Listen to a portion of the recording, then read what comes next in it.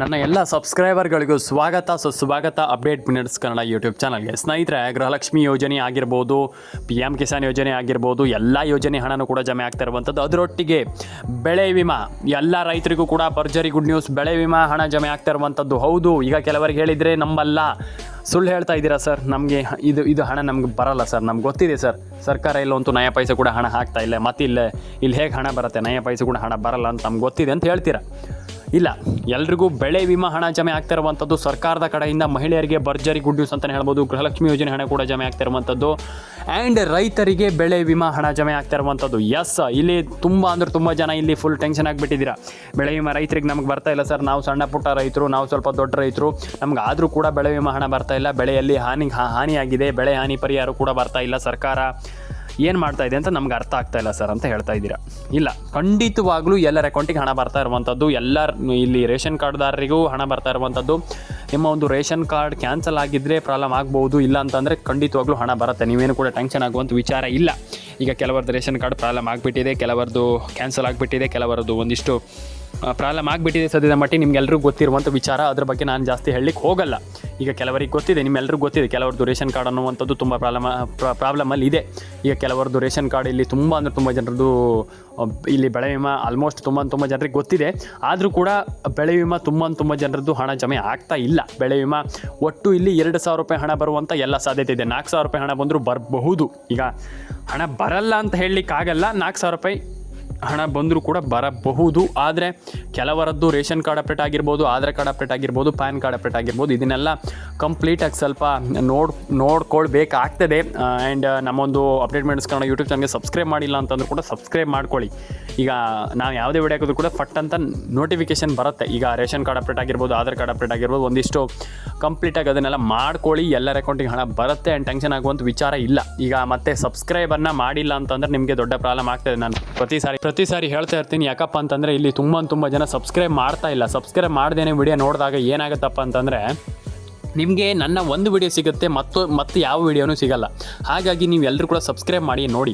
And PM Kisan ಯೋಜನೆ ಹಣ ಇಲ್ಲಿ ಸರ್ಕಾರ 24,000 ಕೋಟಿ ರೂಪಾಯಿಗಳನ್ನು ಬಿಡುಗಡೆ ಮಾಡ್ತಾ ಇರುವಂಥದ್ದು. ಹೌದು, ಈಗ 24,000 ಕೋಟಿ ಅಂತಂದರೆ ತುಂಬ ಆಯಿತು. ಇಡೀ ಇಂಡಿಯಾದಲ್ಲೇ PM ಕಿಸಾನ್ ಯೋಜನೆ ಹಣ ಇಲ್ಲಿ ಜಮೆ ಆಗ್ತಾ ಇರುವಂಥದ್ದು. ಇಂಡಿಯಾ ಅಂತಂದರೆ ಇಡೀ ಭಾರತದಲ್ಲೇ, ಈಗ ಈ ಆಲ್ಮೋಸ್ಟ್ ತುಂಬ ಅಂದರೆ ಇಡೀ ಭಾರತದಲ್ಲೇ ನಮ್ಮ ಇಂಡಿಯಾದಲ್ಲೇ ಆಲ್ಮೋಸ್ಟ್ ಎಲ್ಲರ ಅಕೌಂಟಿಗೂ ಹಣ ಬರ್ತಾ ಇರುವಂಥದ್ದು.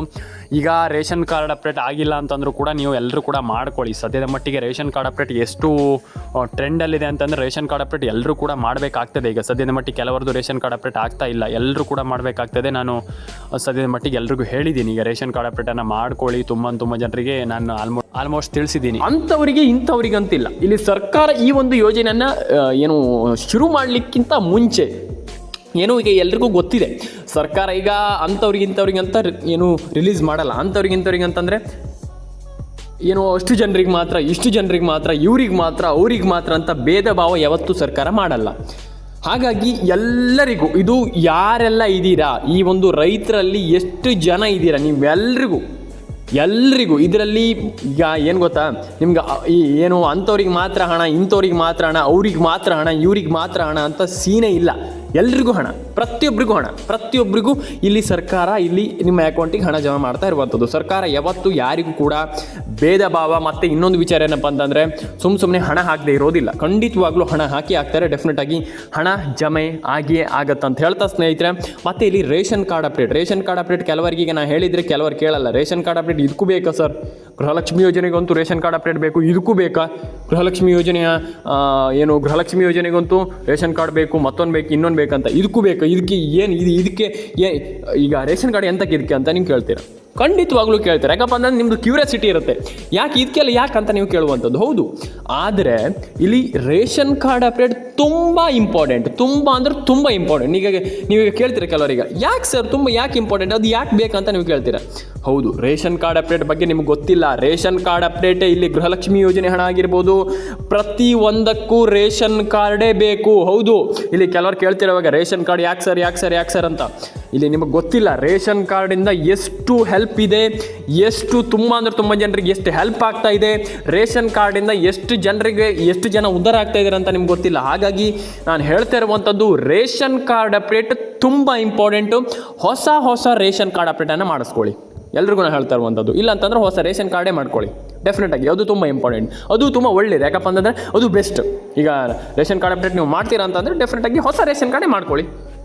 ಈಗ ಕೆಲವೊಂದು ಹಳೆ ರೇಷನ್ ಕಾರ್ಡ್ ಕ್ಯಾನ್ಸಲ್ ಆಗಿ ಹೋಗ್ತಾ ಇದೆ. ನಾನು ಅದೇ ಹೇಳ್ತಾ ಇರುವಂಥದ್ದು, ಕೆಲವರಿಗೆ ಹೇಳಿದ್ರೆ ಅರ್ಥ ಆಗಲ್ಲ. ನಾನು ಹೇಳ್ತಾ ಇದ್ದೀನಿ ನಿಮ್ಗೆ ಕೆಲವರಿಗೆ ಹೇಳಿದ್ರೆ ಅರ್ಥನೇ ಆಗಲ್ಲ. ರೇಷನ್ ಕಾರ್ಡ್ ಅಪ್ಡೇಟನ್ನು ಮಾಡಿಸ್ಕೊಳ್ಳಿ, ಆಧಾರ್ ಕಾರ್ಡ್ ಅಪ್ಡೇಟನ್ನು ಮಾಡಿಸ್ಕೊಳ್ಳಿ. ಏನು ಆಲ್ಮೋಸ್ಟ್ ನಾನು ಏನು ಹೇಳ್ತಿರೋದನ್ನೆಲ್ಲ ಕಂಪ್ಲೀಟಾಗಿ ಮಾಡಿಸ್ಕೊಳ್ಳಿ, ಡೆಫಿನೆಟಾಗಿ ಹಣ ಬರುತ್ತೆ. ಯಾಕೆ ಹಣ ಬರಲ್ಲ? ಈಗ ಕೆಲವರು ಹೇಳ್ತೇವೆ ಇವಾಗ ಈ ಹಣ ಬರಲ್ಲ, ಹಾಗೆ ಬರಲ್ಲ, ಹೀಗೆ ಬರಲ್ಲ. ಸೀನೇ ಇಲ್ಲ. ನಾನು ಎಲ್ರಿಗೆ ಹೇಳ್ತೀನಲ್ಲ, ಕೇಳಿಸ್ಕೊಳ್ಳಿ, ಹಣ ಬಂದೇ ಬರುತ್ತೆ. ಯಾಕೆ ಹಣ ಬರಲ್ಲ? 90% ಜನ ಇಲ್ಲಿ ತಪ್ಪು ಮಾಡ್ತಾ ಇರುವಂಥದ್ದು. ಇಲ್ಲಿ ರೇಷನ್ ಕಾರ್ಡ್ ಅಪ್ಡೇಟ್ ಮಾಡ್ತಾ ಇಲ್ಲ, NCPA ಮ್ಯಾಪಿಂಗ್ ಮಾಡ್ತಾ ಇಲ್ಲ, EKYC ಮಾಡ್ತಾ ಇಲ್ಲ. ಈ ರೀತಿಯ ಒಂದು ಕೆಲಸವನ್ನು ನೀವು ಮಾಡಿಲ್ಲ ಅಂದ ತಕ್ಷಣ ಏನಾಗುತ್ತಂತಂದ್ರೆ ಸರ್ಕಾರ ಈಗ ಯೋಚನೆ ಮಾಡ್ತಾರೆ, ಹಣ ಬರ್ತಾ ಇಲ್ಲ, ಇವರು ಅದನ್ನ ಮಾಡಿಲ್ಲ, ನಾವು ಯಾಕೆ ಹಣ ಹಾಕಬೇಕಂತ. ಆ ರೀತಿ ನೀವು ನಾನು ಹೇಳುವಂಥದ್ದು, ಇದು ಸರ್ಕಾರ ತಪ್ಪ, ನಿಮ್ಮ ತಪ್ಪ ಹೇಳಿ, ಕೆಳಗಡೆ ಬಂದು ಕಮೆಂಟ್ ಮಾಡಿ. ನಾನು ಅದೇ ಹೇಳ್ತಾ ಇರುವಂಥದ್ದು, ನೀವು ಖಂಡಿತವಾಗ್ಲೂ ಫಸ್ಟ್ ಆಫ್ ಆಲ್ ತಪ್ಪು ಮಾಡಲೇಬಾರ್ದು. ಖಂಡಿತವಾಗ್ಲೂ ಸರಿ ಮಾಡ್ಕೊಳ್ಳಿ. ಡೆಫಿನೆಟಾಗಿ ಹಣ ಜಮೆ ಆಗುತ್ತೆ. ಯಾಕೆ ಹಣ ಬರಲ್ಲ ಅಂತ ಹೇಳುವಂಥದ್ದು ಅಂತ ನಾನು ಕೇಳುವಂಥದ್ದು. ಡೆಫಿನೆಟಾಗಿ ಹಣ ಬರುತ್ತೆ. ಈಗ ನಿಮ್ಗೆ ಹಣ ಬಂದಿಲ್ಲ ಅಂದ ತಕ್ಷಣ ಟೆನ್ಷನ್ ಆಗುವಂಥದ್ದು ಏನಿಲ್ಲ, ಅದು ನೆಕ್ಸ್ಟ್ ಟೈಮ್ ಬಂದೇ ಬರುತ್ತೆ. ನೀವು ಯಾಕೆ ಟೆನ್ಷನ್ ತಗೊಳ್ತೀರಾ? ಹಣ ಜಮೆ ಆಗಬೇಕಂತಂದ್ರೆ ನಾವು ಖಂಡಿತವಾಗ್ಲೂ ಕಂಪ್ಲೀಟಾಗಿ ಸರಿಯಾಗಿ ನಾವು ಅದಕ್ಕೆ ಇನ್ವಾಲ್ವ್ ಆಗಬೇಕಾಗ್ತದೆ. ನಾವು ಇನ್ವಾಲ್ವ್ ಅಂತಂದರೆ ನಾವು ಅದ್ರ ಬಗ್ಗೆ ಚಿಂತೆ ಮಾಡಿ ಅದನ್ನು ಸರಿ ಮಾಡಿಕೊಂಡು, ಏನಾದರೂ EKYC ಏನಾದರೂ ಒಂದಿಷ್ಟು ಕೆಲಸಗಳಿದ್ದರೆ ಅದನ್ನು ಸರಿ ಮಾಡಿಕೊಂಡು ಕಂಪ್ಲೀಟಾಗಿ ಕೆಲಸ ಮಾಡಿದರೆ ಡೆಫಿನೆಟಾಗಿ ಹಣ ಬರುತ್ತೆ. ನೀವು ಯಾಕೆ ಹಣ ಬರಲ್ಲ ಅಂತ ಹೇಳುವಂಥದ್ದು, ಡೆಫಿನೆಟಾಗಿ ಹಣ ಬರುತ್ತೆ. ಆದರೆ ನಾನು ಹೇಳುವಂಥದ್ದನ್ನು ಒಂದು ಬಾರಿ ಕೇಳಿಸ್ಕೊಳ್ಳಿ ಆ್ಯಂಡ್ ಅದನ್ನು ಕಂಪ್ಲೀಟಾಗಿ ಮತ್ತೆ ಮಾಡ್ಕೊಳ್ಳಿ. ಎಲ್ರಿಗೂ ಹಣ ಜಮೆ ಆಗಲಿ ಅಂತ ಹೇಳ್ತಾ ಸ್ನೇಹಿತರೆ, ಎಲ್ಲರೂ ಕೂಡ ಲೈಕ್ ಮಾಡ್ಕೊಳ್ಳಿ, ಶೇರ್ ಮಾಡ್ಕೊಳ್ಳಿ, ಸಬ್ಸ್ಕ್ರೈಬ್ ಮಾಡ್ಕೊಳ್ಳಿ ಅಂತ ಹೇಳ್ತಾ ಕಮೆಂಟ್ ಮಾಡ್ಕೊಳ್ಳಿ. ನಿಮ್ಮೊಂದು ಅನಿಸಿಕೆಗಳನ್ನ ಕೆಳಗಡೆ ಕಮೆಂಟ್ ಬಾಕ್ಸಲ್ಲಿ ಬಂದುಬಿಟ್ಟು ಕಮೆಂಟ್ ಮಾಡಿ. ಯಾಕಪ್ಪ ಅಂದರೆ ತುಂಬ ಜನರಿಗೆ ಇಲ್ಲಿ ಕೆಳಗಡೆ ಕಮೆಂಟ್ ಸೆಕ್ಷನಲ್ಲಿ ಬಂದುಬಿಟ್ಟು ಕಮೆಂಟ್ ಮಾಡುವಂಥದ್ದು ಆಗಲ್ಲ. ಹಾಗಾಗಿ ದಯವಿಟ್ಟು ಕೆಳಗಡೆ ಕಮೆಂಟ್ ಸೆಕ್ಷನಲ್ಲಿ ಬಂದುಬಿಟ್ಟು ಕಮೆಂಟ್ ಮಾಡಿ ಸ್ನೇಹಿತರೆ. ತುಂಬ ಜನರಿಗೆ ಹಣ ಜಮೆ ಆಗ್ತಾ ಇಲ್ಲ. ಇದೇ ಕಾರಣದಿಂದ ನಿಮಗೆ ಇಲ್ಲಿ ಸರ್ಕಾರಕ್ಕೆ ಗೊತ್ತಾಗ್ತಾ ಇಲ್ಲ, ನಿಮ್ಗೆ ಹಣ ಹಾಕಿದಿರುವ ಅಂದರೆ ಸರ್ಕಾರಕ್ಕೆ ಗೊತ್ತಾಗ್ತಾ ಇಲ್ಲ ಇಲ್ಲಿ ನಾವು ಏನು ಈಗ ನಾವು ಹಣ ಹಾಕಿಲ್ವಾ ಅಥವಾ ಏನು ಕತೆ ಅಂತ ಸರ್ಕಾರಕ್ಕೆ ಏನು ಕೂಡ ಗೊತ್ತಾಗಲ್ಲ. ಹಾಗಾಗಿ ನೀವು ಕೆಳಗಡೆ ಬಂದುಬಿಟ್ಟು ಕಮೆಂಟ್ ಮಾಡಿ. ಸಿಗೋಣ ಸ್ನೇಹಿತರೆ ನೆಕ್ಸ್ಟ್ ವಿಡಿಯೋದಲ್ಲಿ. ಎಲ್ರಿಗೂ ಟಾಟಾ, ಬಾಯ್.